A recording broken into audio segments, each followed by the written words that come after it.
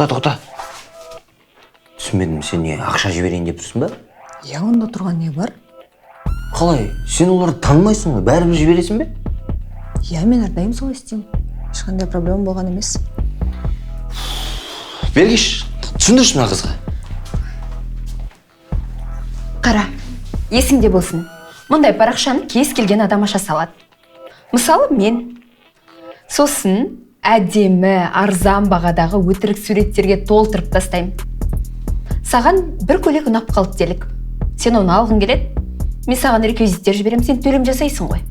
Иә, Жаса төлем. жібердім. Енді чек жібер. Қазір.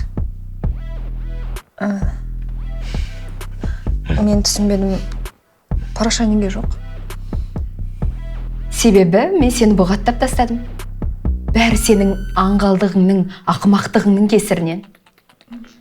Достар, егер мына қыздың орнында болғыларыңыз келмесе, басқа біреудің шотына ақша жібермес бұрын, алдымен ақпаратты тексеріп, көз жеткізіп алыңыздар. Бәрі оп-оңай ғой. Бірақ сен түсіндірмей қой. Түсінбейтін адам былай түсінбейді олар. Есесіне біз бай боламыз. Кеттік болды.